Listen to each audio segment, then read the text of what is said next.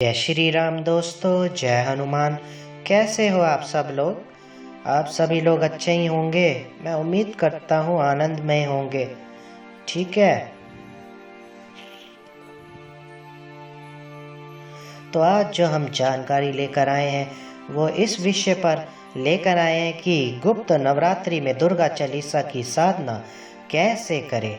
तो आज हम इस विषय में आपको संपूर्ण जानकारी देंगे, जिसको करके आप भगवती दुर्गा की असीम अनुकृपा प्राप्त कर सकते हैं।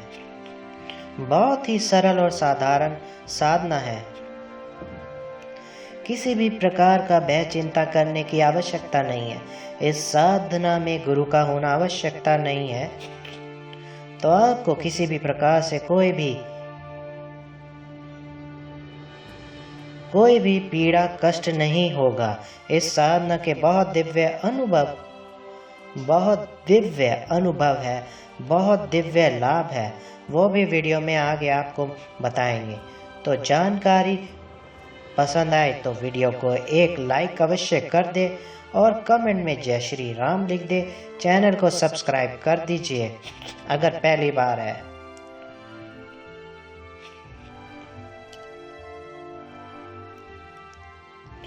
मेरी वीडियो को ज़्यादा से ज़्यादा शेयर कीजिए। चलिए आइए वीडियो को शुरू करते हैं। जो भी व्यक्ति दुर्गा चालीसा की साधना करते हैं उनको क्या क्या लाभ होते हैं, इस साधना का क्या चमत्कार है, इस साधना के क्या अनुभव है। तो देखिए, सबसे पहली बात तो जो दुर्गा चालीसा की साधना करता है ऐसे व्यक्ति को भगवती जगदम्बे की कृपा प्राप्त होती है। सभी प्रकार से उसकी सुरक्षा होती है, सभी प्रकार से उसकी सुरक्षा होती है और माँ की सभी शक्तियाँ, माँ की योगनियाँ, माँ की सेविकाएं ऐसी व्यक्ति की रक्षा करती है। सभी प्रकार से जो दुर्गा चालीसा की साधना करते हैं ऐसे व्यक्तियों के जो शत्रु होते हैं उन शत्रुओं का शमन होता है, उन शत्रुओं से उस व्यक्ति को छुटकारा मिलता है। चाहे वो कैसे भी शत्रु हो जिनको आप जानते हैं, चाहे वो शत्रु है या आपके गुप्त शत्रु है जिनके बारे में आपको नहीं पता, लेकिन वह फिर भी आपके शत्रु है, वे आपसे शत्रुता रखते हैं, वे आपसे शत्रुता रखते हैं और आपके लिए कुछ ना कुछ करते रहते हैं। या फिर आपके अंदर बैठे शत्रु है, जैसे कोई प्रेत रोगी है तो वह प्रेत भी उसका शत्रु है, क्योंकि प्रेत कभी आराम तो देता नहीं है, वो हमेशा नुकसान ही करता है, तो वो भी आपका शत्रु है। इस साधना से उसके ऊपर भी वार होगा, जिसके कारण उसे आपका साथ छोड़ना पड़ेगा। यदि आपके पितृ प्रेत योनि में है और वो आपको कष्ट दे रहे हैं तो इस साधना से उनको भी संतुष्टि होगी और वह आपकी प्रेत योनि से भी मुक्त होंगे। इस साधना को करने से यदि आपकी कुल देवी आपके ऊपर किसी भी प्रकार से रुष्ट है तो आपकी कुल देवी की भी आपको प्राप्ति होगी, कृपा, तो आपकी कुल देवी की भी कृपा आपको प्राप्त होगी, वो भी आपके ऊपर प्रसन्न होंगी। आपके अंदर बैठे जो विकार है, काम क्रोध मद मोह लाभ मोह लोभ मत्सर लोभ, इन विकारों का भी समन होता है, इन विकारों का भी भगवती आपसे दूर करती है, आपको भक्ति प्रदान करती है और आपकी सभी मनोकामनाओं को पूर्ण करती है। धन की समस्या जो चल रही है आपके साथ, उसमें भी आपको लाभ होता है। कोई व्यापार नौकरी व्यवसाय जो भी है आपका, उसमें भी आपको सफलता प्राप्त होती है। कहने का तात्पर्य ये है कि ये साधना अपने आप में बहुत ही दिव्य है। सभी प्रकार से आपकी रक्षा होती है, आपके घर की रक्षा होती है, आपके परिवारजनों की रक्षा होती है, भगवती की दया दृष्टि आपके ऊपर हो जाती है। ठीक है, इस साधना में आपको भगवती के दर्शन तक प्राप्त हो सकते हैं यदि आपका भाव और प्रेम सच्चा रहा तो, और सभी प्रकार की नकारात्मकता शक्तियों से आपकी सुरक्षा होती है। सभी प्रकार के जो तंत्र है वो टूट जाते हैं। भगवती की सेवकाएं हैं वो इन सभी तंत्रों को भस्म कर देती हैं। तो इस साधना के बहुत ही चमत्कारी दिव्य अनुभव है। आपको कंजका रूप में माँ दर्शन दे सकती है, माँ का सिंह आपको दर्शन दे सकता है, या माँ स्त्री स्वरूप में आपको दर्शन दे सकती है। तो आप जानते हैं कि इस साधना को करना कैसे है, क्या विधि रहेगी और किस तरीके से साधना को पूर्ण करना है। देखिए, पहली बात तो गुप्त नवरात्रि है, और गुप्त नवरात्रि अपने आप में बहुत ही दिव्य है। गुप्त नवरात्रि में की गई हुई साधना बहुत शीघ्र ही फलदायक होती है, क्योंकि ये 9 दिन नहीं, इस पर्व को 10 दिन मनाया जाता है, क्योंकि ये 10 महाविद्याओं के लिए प्रयोग होता है। इसमें जो शक्ति किसी साधना से उठती है वह बहुत ही प्रचंड उठती है और शीघ्र ही फलदायक होती है। तो ये गुप्त नवरात्रि में आप ये साधना कर सकते हैं। करना कैसे है ध्यान से सुन लीजिए। कोई भी कमेंट में ये मत कहना कि ऐसा नहीं है तो हम ऐसा कर सकते हैं। नहीं कर सकते तो मैं पहले ही बता देता हूँ कि जिस प्रकार से ये बताया जाए कि आपको उसी प्रकार से ये करना है। क्या करना है, देखिए, सबसे पहले माँ दुर्गा का एक विग्रह या चित्र आपके पास होना चाहिए। आपको सौम्य स्वरूप जो माँ दुर्गा का है, जो सिंह पर बैठी है मुस्कुराती हुई, वो स्वरूप आपको रखना है। और यदि आप शत्रु पीड़ा की वजह से साधना को करना चाहते हैं तो आपको महिषासुर मर्दनी का जो स्वरूप है, जो माँ जिसमें महिषासुर रूप का जो वध कर रही है, वो स्वरूप आपको स्थापित करना है। आप चौकी लगाना चाहते हैं तो चौकी लगा सकते हैं, नहीं तो आप मंदिर में भी माँ को आसन देकर विराजमान कीजिए। घर के मंदिर में आसन देकर विराजमान करने के बाद आपको एक मिट्टी का कलश भरना है।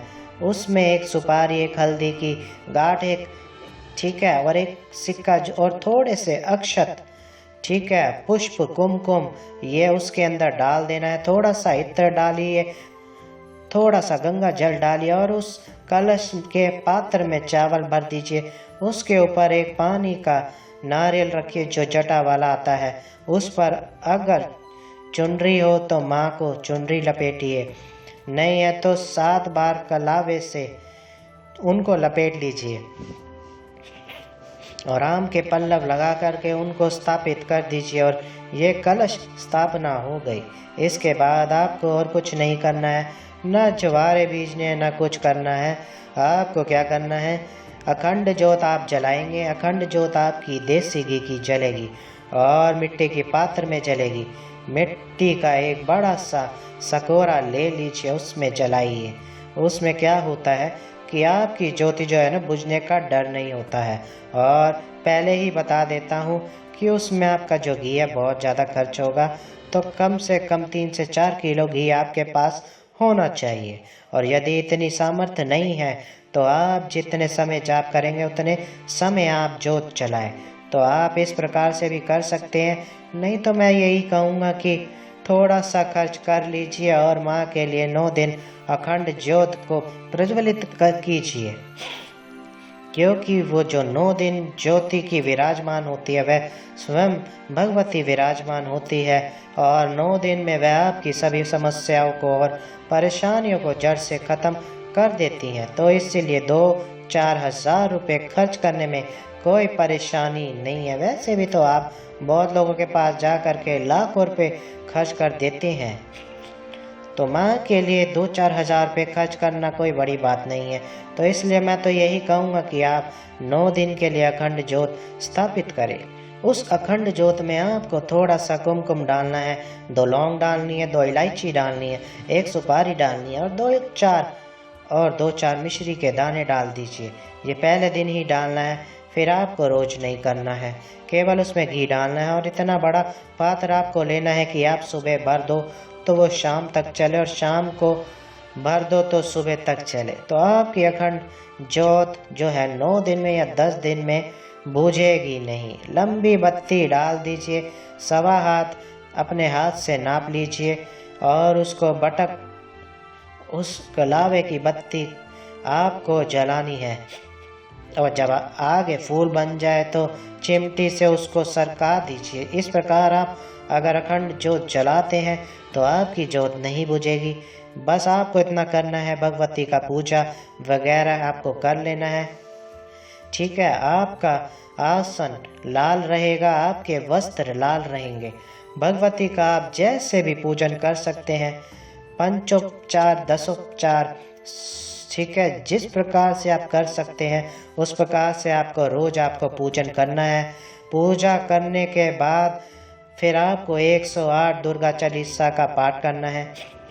उससे पहले आप संकल्प ले लीजिए जिस लिए आप कर रहे हैं, ठीक है, उसके लिए आप संकल्प लीजिए। अपना नाम, अपना गोत्र, अपना जगह का नाम, अपने पिताजी का नाम, ये लेने के बाद माँ से प्रार्थना कीजिए, भगवती मैं आपकी ये दुर्गा चालीसा की साधना करने जा रहा हूँ या जा रही हूँ, मेरी ये कामना है, इस कामना को पूर्ण करने की कृपा करें। आपकी जो कामना हो वो आप बोल सकते हैं, नहीं तो सबसे अच्छा है कि आप माँ को ये बोल दो कि माँ जो आपको मेरे लिए उचित लगे आप वो मुझे प्रदान करें। मेरे और मेरे परिवार के ऊपर आपकी सभी प्रकार से दया दृष्टि रहे, मेरी सभी परेशानियां दूर हो। केवल आप इतना संकल्प करेंगे, इतने में ही आपकी सारी संकल्प हो जाता है। फिर कोई अलग से कुछ कहने की आवश्यकता नहीं है, ठीक है, क्योंकि आपने बोल दिया कि मेरी सभी परेशानी नष्ट हो जाए, तो आपकी सारी परेशानियां नष्ट हो जाएंगी। चाहे वो पितरों की वजह से हो, चाहे वो कुल देवी की वजह से हो, चाहे वो ग्रह नक्षत्र इनकी वजह से हो या नकारात्मक शक्तियों की वजह से हो, ठीक है, तंत्र से, मंत्र से, भूत से, प्रेत से या विचार क्रियाएं कोई भी हो, समस्त परेशानी में सभी परेशानियां आ जाती है।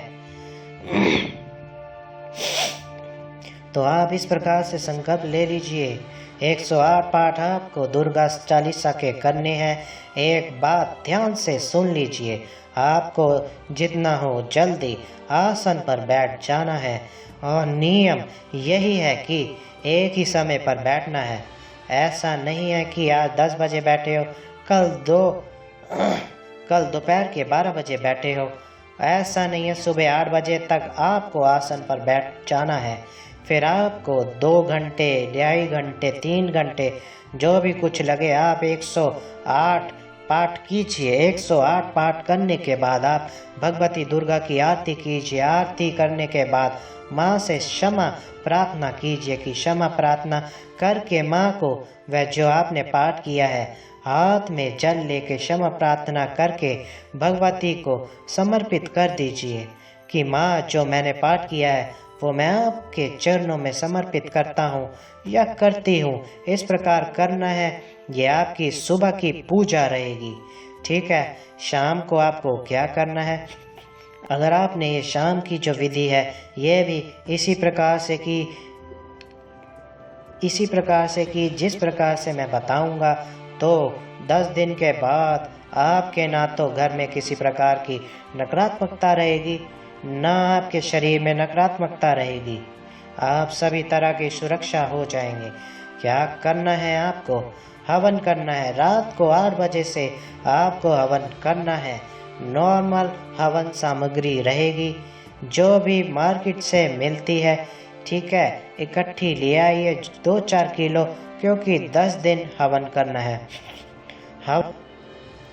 हवन सामग्री में आपको कुछ नहीं मिलाना है, केवल लाल चंदन का पाउडर, ठीक है। शॉप पर जा कर के आपको कहना है कि हमें लाल चंदन का चूरा दे दो, तो वह दे देंगे, ठीक है।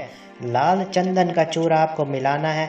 उसमें काले तिल, इंद्रजो और चावल आपके साबुत रहेंगे, खंडित चावल नहीं होने चाहिए। उसमें बूरा मिला सकते हैं थोड़ा सा मिला लीजिए। जैसे आपकी 2 किलो हवन सामग्री है तो उसमें कम से कम आधा किलो आप बूरा मिला लीजिए। घी मिला सकते हैं, उसमें थोड़ा सा उसमें खुशबू के लिए घी मिला लीजिए। वैसे तो आप अलग से अग्नि को प्रज्वलित करने के लिए घी डालोगे ही, थोड़ा सा आप उसमें भी मिला सकते हैं। यदि आप शत्रु नाश के लिए कर रहे हैं तो आपको उसमें थोड़ी सी पीली सरसों मिला लेनी है। अब आपको आम की लकड़ियाँ के अंदर कपूर रख कर के प्रज्वलित करना है। भगवती का ध्यान करते हुए जो आपकी अखंड ज्योत जल रही है उसमें से कपूर पर ज्योति लीजिए और प्रज्वलित कीजिए। यज्ञ की शुद्धि के लिए गंगा जल की छींटे लगाइए। छींटे लगाने के बाद आप भगवती जी से प्रार्थना कीजिए कि भगवती जी, मैं आपके लिए हवन कर रहा हूँ या कर रही हूँ, स्वीकार करें। इस प्रकार बोल करके आपको पंचदेवों की आहुति देनी है। यदि आपके गुरु है तो आपको गुरु की आहुति साथ में दे सकते हैं, नहीं तो पंच देवों की आहुति दे। ओम गंग गणपते नमः स्वाहा, ओम नमः शिवाय स्वाहा, ओम नारायण स्वाहा। इस प्रकार से ओम दुम दुर्गाय नमः स्वाहा, ये पंच देवों की आपको आहुति देनी है। ठीक है, पंच देवों की आहुति, गुरु की आहुति, पंच देवों की आहुति, कुल देवी की आहुति, देवी देवताओं की आहुति, इतना देने के बाद आप फिर आपको हवन प्रारंभ कर देना है। ज़्यादा विस्तार में मैं आपको नहीं बताऊंगा, ज़्यादा विस्तार में नहीं जाऊंगा मैं। भैरव जी और हनुमान जी के लिए भी आप आहुति दे, ये 7 से 8 आहुति आप दे दीजिए। फिर उसके बाद आपको दुर्गा चालीसा से ही हवन करना है। 11 दुर्गा चालीसा पाठ से आपको हवन करेंगे। करना कैसे है? नमो नमो दुर्गे सुकनी, नमो नमो अम्बे दुखरनी, ओम दुम दुर्गाय नमः स्वाहा। निरंकार है ज्योति तुम्हारी, तुहु लोक फैली उजियारी, ओम दुम दुर्गाय नमः स्वाहा। शशि शलाट मुख महा विशाला, नेत्र लाल भ्रिकुटी विराला, ओम दुम दुर्गाय नमः स्वाहा। इस प्रकार से आपको आहुति करनी है 11 दुर्गा चालीसा से। और 11 दुर्गा चालीसा से आहुति करने के बाद फिर आप एक सुपारी ले सकते हैं। उस सुपारी से आप पूर्ण आहुति कर दे। पूर्ण आहुति करने के बाद भगवती की आरती करें, क्षमा प्रार्थना करें। क्षमा प्रार्थना करने के बाद आप अपने आसन के नीचे थोड़ा सा जल डालें। उस जल को अपने मस्तक से लगाएं, तब अपना आपको आसन छोड़ना है। यही प्रक्रिया सुबह आप 108 पाठ कीजिए और शाम को 11 पाठ का आपको हवन करना है। ये प्रक्रिया आपकी 10 दिनों तक चलेगी। 10वें दिन जब आप हवन करोगे रात्रि में, तो उस दिन पूर्ण आहुति आपको गोले से करनी है, जो कि गोला जो होता है ना, गिरी का जो गोला, ठीक है, उसमें पंचमेवा, सफ़ेद बर्फी, घी ये भर करके उससे पूर्ण आहुति करनी है। और पूर्ण आहुति करने के बाद उसी प्रकार क्षमा प्रार्थना आरती वगैरह करके भगवती के लिए कुछ भोग बनाइए और भोग बना के भगवती को भोग लगाइए। देखिए, गुप्त नवरात्रि है तो इसमें सब कुछ गुप्त होता है।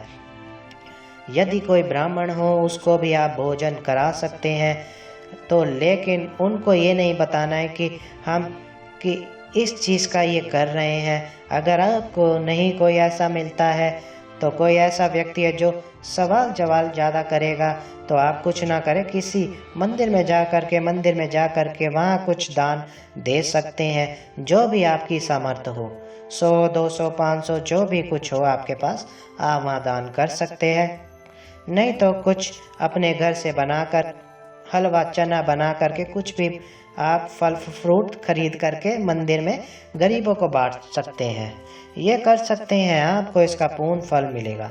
अगर मेरी वीडियो अच्छी लगे तो मेरी वीडियो को लाइक कीजिए, मेरे चैनल को सब्सक्राइब कीजिए। जय श्री राम दोस्तों, जय हनुमान।